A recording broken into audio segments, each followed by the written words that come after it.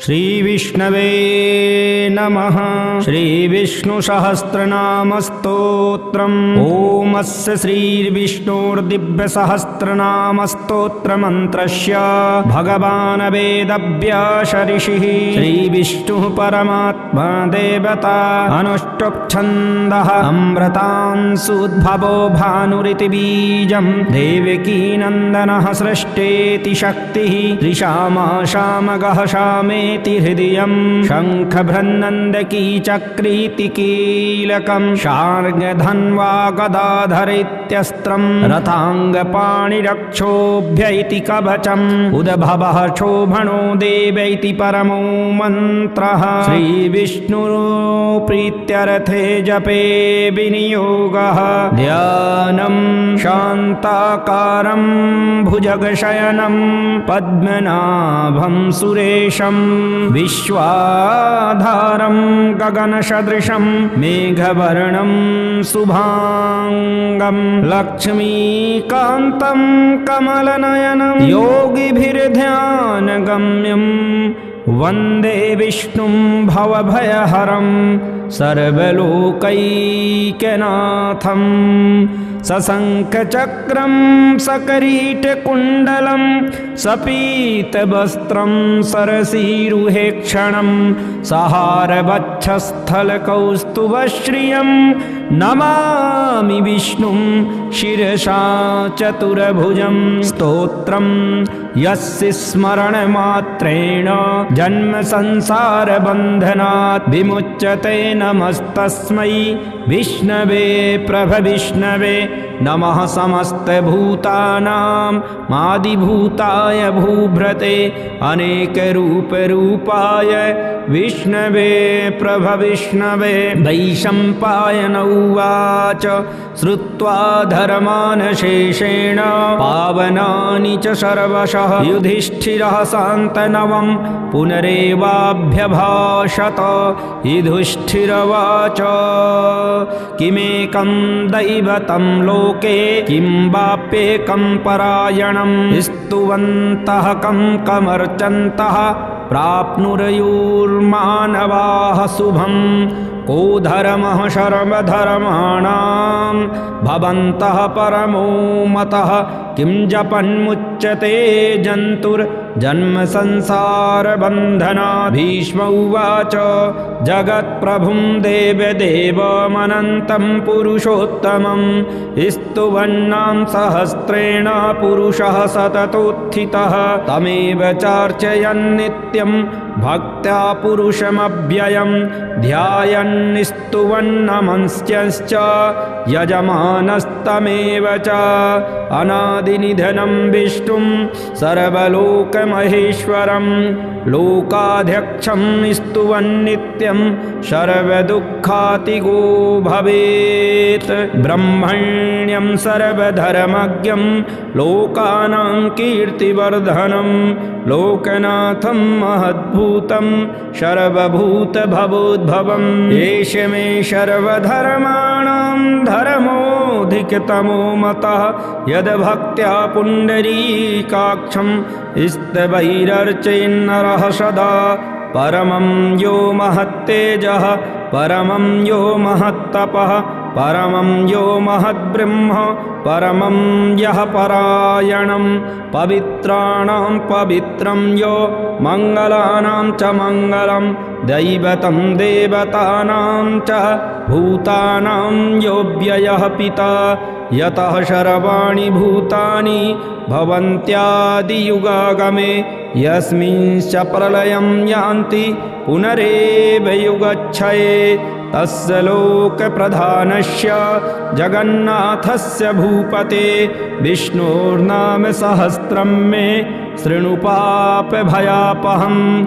यानि नामानि गौणानि विख्यातानि महात्मनः।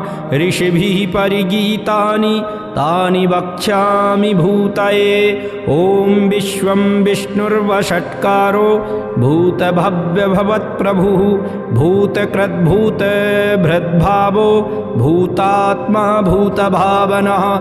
पूतात्मा परमात्मा च मुक्तानां परमा गतिः अव्ययः पुरुषः साक्षी श्वेतग्रेयोऽक्षर एव च योगो योगविदां नेता प्रधानपुरुषेश्वरः नारसिंहवपुः श्रीमान् केशवः पुरुषोत्तमः शर्वः शर्वः शिवस्थाणुर्भूतादिर्निधिरव्ययः सम्भवो भावनो भरता प्रभवः प्रभुरीश्वरः स्वयंभूः शम्भुरादित्यः पुष्कराक्षो महाश्वनः अनादिनिधनो धाता विधाता धातुरुत्तमः अप्रमेयो ऋषिकेशः पद्मनाभो मरप्रभु विश्वकर्मा मनुस्त्वष्टा स्थविष्ठः स्थविरो ध्रुवः आग्रहाय शाश्वतः कृष्णो लोहिताक्षा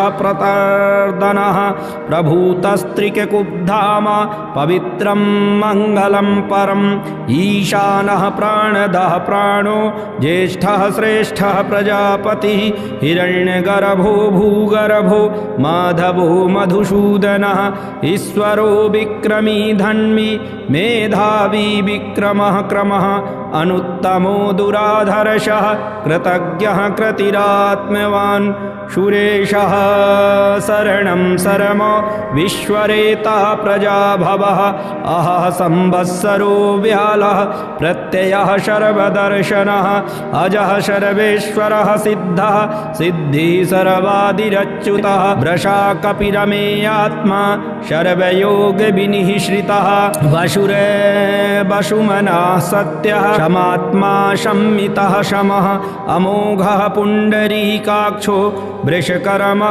वृषाकृतिः रुद्रो बहुशिरा बभ्रुर्विश्वयोनिः शुचिस्रवाः अमृतः शाश्वतः स्थाणुर्वरारोहो महातपाः सर्वगः सर्वविद्भानुर्विश्वक्षेणो जनार्दनः वेदो वेदविदव्यङ्गो वेदाङ्गो वेदवित्कविः लोकाध्यक्षः सुराध्यक्षो धर्माध्यक्षः कृताकृतः चतुरात्मा चतुर्व्यूह चतुर्दंष्ट्रिचतुर्भुजः भ्राजिष्णुर्भोजनं भोक्ता सहिष्णुर्जगदादिजः अनघो विजयो जेता विश्वयोनिः पुनर्वसुः उपेन्द्रो वामनः प्रांशु रमोघः शुचिरूर्जितः अतीन्द्रः संग्रहः सर्गो धृतात्मा नियमो यमः वेद्यो वैद्यः सदा योगी वीरः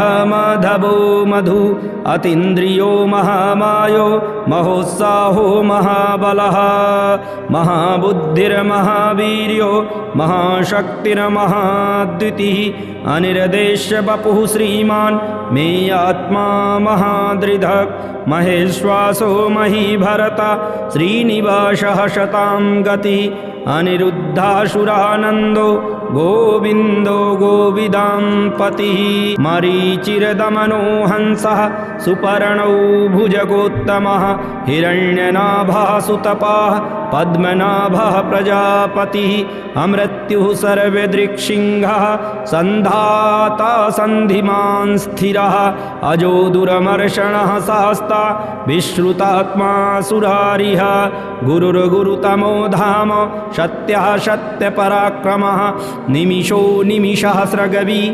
वाचस्पतिरुदारधीः अग्रणिर्ग्रामणी श्रीमान् न्यायो नेता शमीरणः सहस्रमूर्धा विश्वात्मा सहस्राक्षः सहस्रपात् आवर्तनो निवृतात्मा संवृतः संप्रमर्दनः अहः संवर्तको बह्निरनिलो धरणीधरः सुप्रसादः प्रसन्नात्मा विश्वधृग्विश्वभोग्विभुः शतकर्ता शत्कृतः साधुर्जह्नुर्नारायणो नरः असंख्येयो प्रमेयात्मा विशिष्टः शिष्टकृच्छुषिः सिद्धार्थः सिद्धसङ्कल्पः सिद्धिदः सिद्धिसाधनः वृषाही वृषभो विष्णुर्वृषपर्वा वृषोदरः वर्धनो वर्धमानश्च विविक्तः श्रुतिसागरः शुभुजो दुर्धरो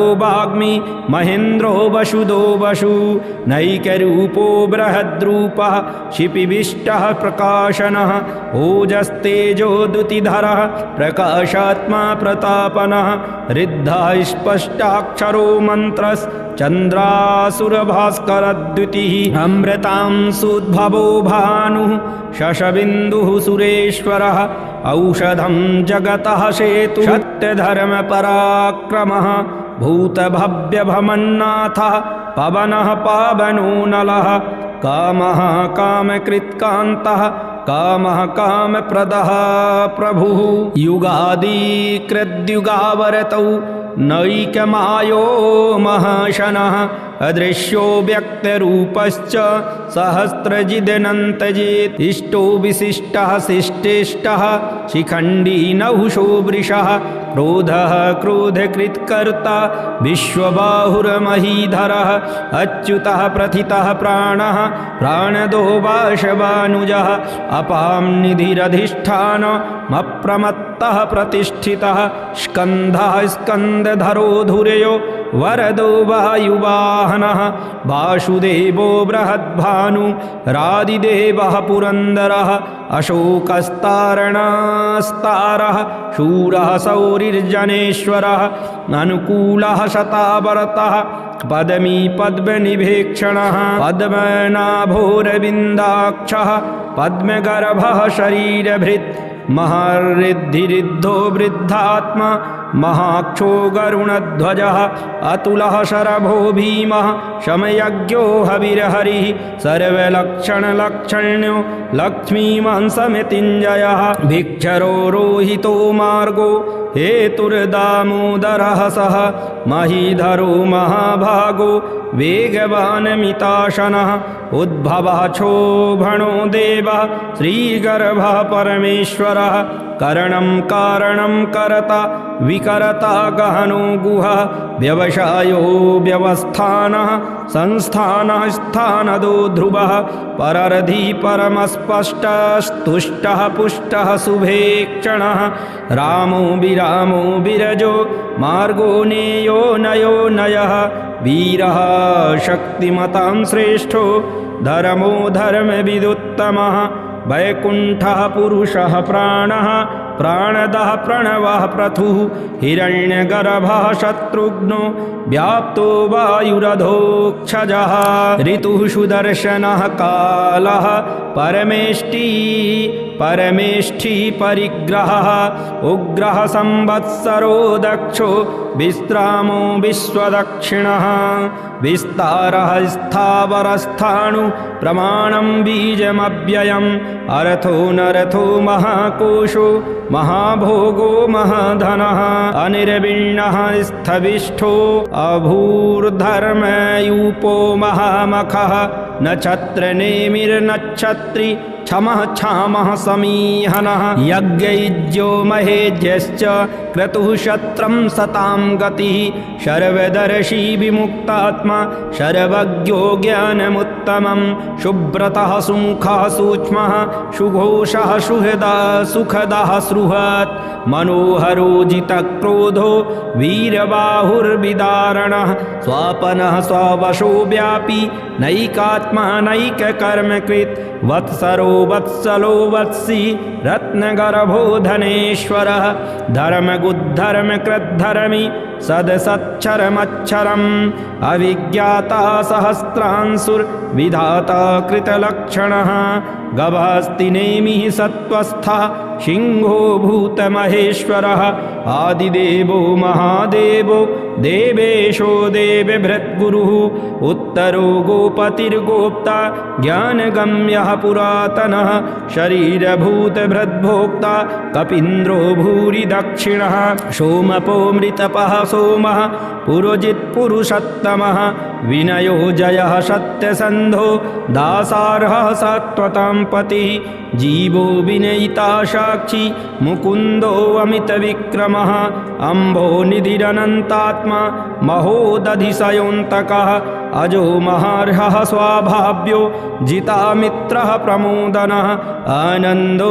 नन्दनो नन्दः सत्यधर्मा त्रिविक्रमः महर्षिः कपिलाचार्यः कृतज्ञो मेदिनीपतिः त्रिपदस्त्रिदशाध्यक्षो महाशृङ्गः कृतान्तकृत् महावराहो गोविन्दः सुषेणः कनकाङ्गदी गुह्यो गभीरो गहनो गुप्तचक्रगदाधरः वेदाश्वाङ्गोजितः कृष्णो दृढः शङ्कर्षणोच्युतः वरुणो वारुणो वृक्षः पुष्कराक्षो महामनाः भगवान् भगः नन्दी वनमाली हलायुधः आदित्यो ज्योतिरादित्यः सहिष्णुर्गतिसत्तमः सुधन्वा खण्डपरशुर दारुणो द्रविणप्रदः दिविस्प्रक्षरवद्रग्व्यासो वाचस्पतिरयो निजः त्रिशामाशामगः शाम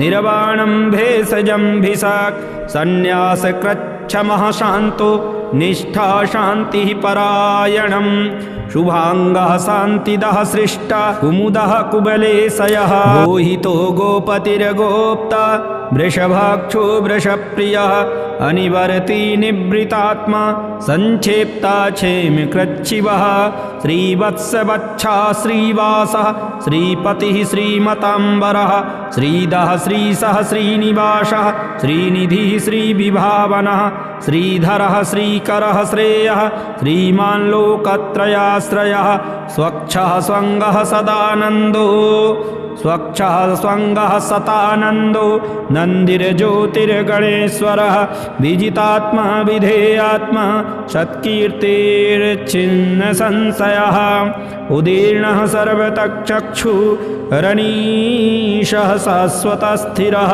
भूषयो भूषणो भूतिर्विशोकः शोकनाशनः अर्चिष्मानर्चितः कुम्भो विशुद्धात्मा विशोधनः अनिरुद्धो प्रतिरथः प्रद्युम्नो अमितविक्रमः कालनेमी निहावीरः शौरिः सूरजनेश्वरः त्रिलोकात्मा त्रिलोकेशः केशवः केशिः हरिः कामदेवः कामपालः कामी कान्ताः कृतागमः अनिर्देश्य वपुर्विष्णुर्वीरोऽनन्तो धनञ्जयः ब्रह्मण्यो ब्रह्मकृद्ब्रह्म ब्रह्म ब्रह्म विवर्धनः ब्रह्मविद्ब्राह्मणो ब्रह्मी ब्रह्माज्ञो ब्राह्मणप्रियः महाक्रमो महाकर्म महातेजा महोरगः महाक्रतुर्महायज्व महायज्ञो महाहविः स्तव्यः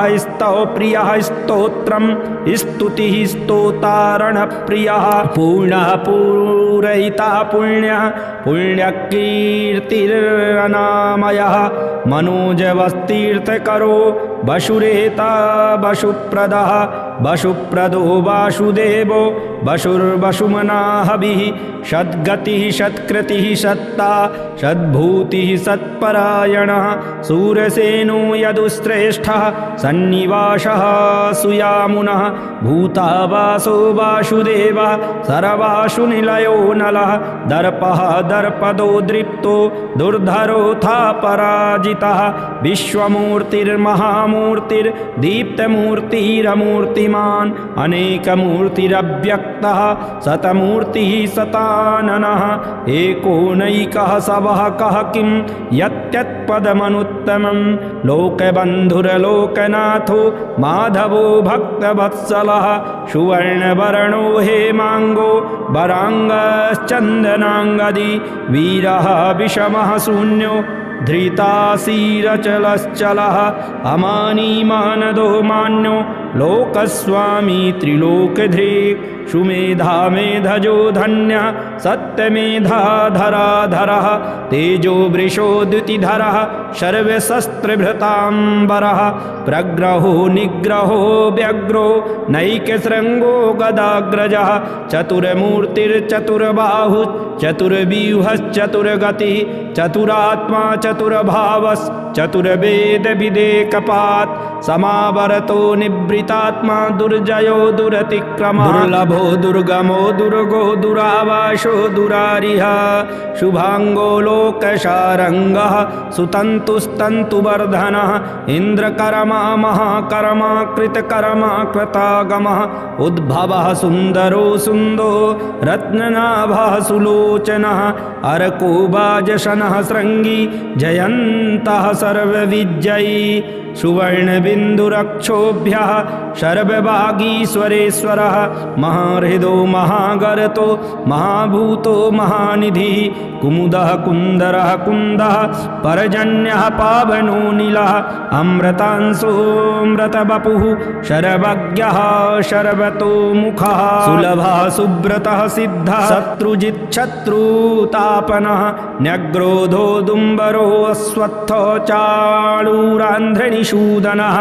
सहस्रार्चिः सप्तजिह्वा सप्तैधा सप्तवाहनः अमूर्तिरनघो चिन्तो भयकृद् भयनाशनः अणुर्बृहत्कृशः स्थूलो गुणभिन्निर्गुणो महान् अधृतः स्वधृतः स्वास्यः प्राग्वंशो वंशवर्धनः भार्यकृत्कथितो योगी योगीशः सर्वकामदः आश्रमः श्रमणः क्षामः सुपर्णौ वायुवाहनः धनुर्धरो धनुर्वेदो दण्डो दमयिता दमः अपराजितः सर्वसहो नियन्ता नियमो यमः सत्त्ववान् सात्विकः सत्यः सत्यधर्मपरायणः अभिप्रायः प्रियाहोर्ह्यः प्रियकृतप्रीतिवर्धनः विहाय स गतिर्ज्योतिः सुरुचिर्हुत भुग्विभुः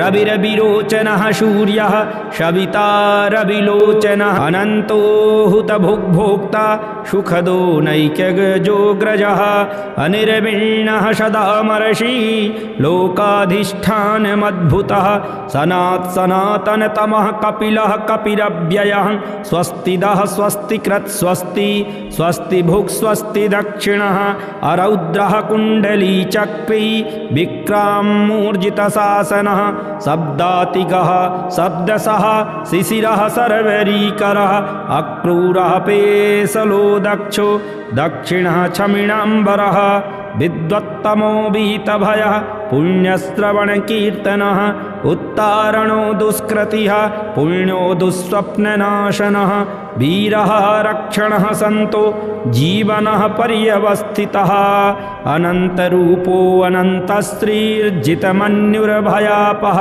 चतुरस्रो गभीरात्मा विदिशो व्यादिशो दिशः अनादिर्भूर्भुवो लक्ष्मी सुवीरो रुचिराङ्गदः जननो जन्मादिर्भीमो भीमपराक्रमः आधारनिलयो धाता पुष्पहासा प्रजागरः ऊर्ध्वगः सत्पथाचारः प्राणदः प्रणवः पणः प्रमाणं प्राणनिलयः प्राणभृत् प्राणजीविनः तत्त्वं तत्त्वविदेकात्मा जन्म मृत्यु जरातिगः भूर्भुवः स्वस्तरुस्तारः शविता प्रपितामहः यज्ञो यज्ञपतिर्यज्वा यज्ञाङ्ग्यो यज्ञवाहनः यज्ञभृद्यज्ञकृद्यज्ञी यज्ञभुग्यज्ञसाधनः यज्ञान्तकृद्यज्ञगुह्यमन्नमन्नादएव च आत्मयोनिः स्वयं जातो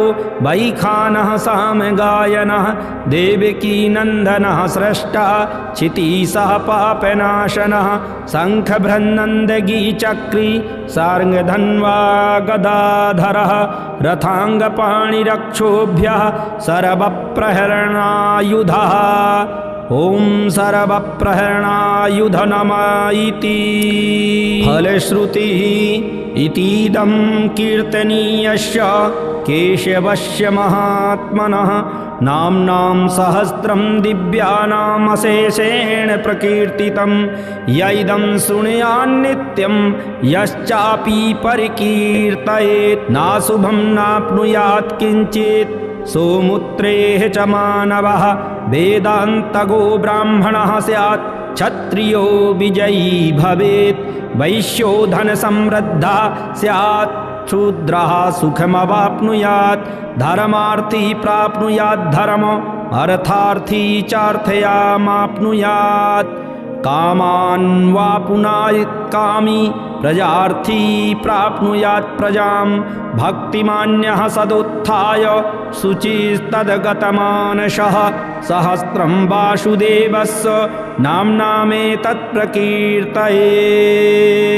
यशः प्राप्नोति विपुलं ज्ञातिप्राधान्यमेव च अचलां श्रियमवाप्नोति श्रेयः प्राप्नोत्यनुत्तमम् न भयं क्वचिदाप्नोति वीर्यं तेजश्च विन्दति भवत्यरोगो द्युतिमान् बलरूपगुणान्वितः रोगार्तो मुच्यते रोगात् बद्धो मुच्येत बन्धनात् भयान्मुच्येत भीतस्तु मुच्येतापन्नयापदः दुर्गाण्यतितरत्याशु पुरुषः पुरुषोत्तमं स्तुवन्नाम सहस्रेण नित्यं भक्तिसमन्वितः वासुदेवाश्रयो मर्त्यो वासुदेवपरायणः सर्वपापविशुद्धात्मा याति ब्रह्म सनातनं न वासुदेवभक्तानामशुभं विद्यते क्वचित् जन्म मृत्युजरा व्याधि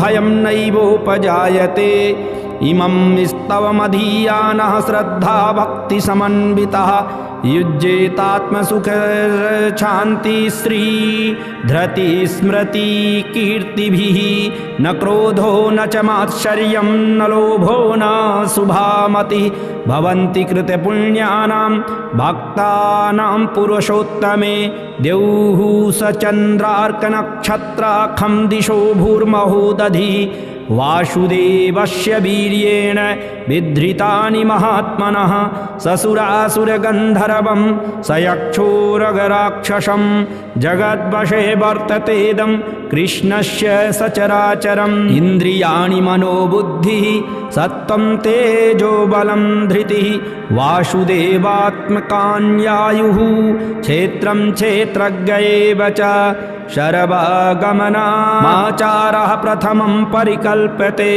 आचारप्रभवो धर्मो धर्मस्य प्रभुरच्युतः ऋषयः पितरो देवा महाभूतानि धातवः जङ्गमा जङ्गमं चेदं जगन्नारायणोद्भवं योगो ज्ञानं तथा साङ्ख्यं विद्याः शिल्पादिकर्म च वेदाः शास्त्राणि विज्ञान एतत् सर्वं जनार्दनात् एको विष्णुर्महद्भूतं पृथग्भूतान्यनेकशः स्त्रीन् लोकान् व्याप्य भूतात्मा भुङ्क्ते विश्वभोगव्ययः इमं स्तवं भगवतो विष्णुर्व्यासेन कीर्तितं पठेद्यैच्छेत् पुरुषः श्रेयः प्राप्तुं सुखानि च विश्वेश्वरमजं देवं जगतः प्रभवाप्ययं भजन्ति ये पुष्कराक्षं न ते यान्ति पराभवम् ॐ तत्सदिति श्रीमहाभारते सत्साहस्रां संहितायां वैयासिक्या मानुशासनिके पर्वणि भीष्मयुधिष्ठिरसंवादे श्रीविष्णोर्दिव्यसहस्रनामस्तोत्रं सम्पूर्णम् ॐ विष्णवे नमः ॐ विष्णवे नमः ॐ विष्णवे नमः ॐ विष्णवे नमः।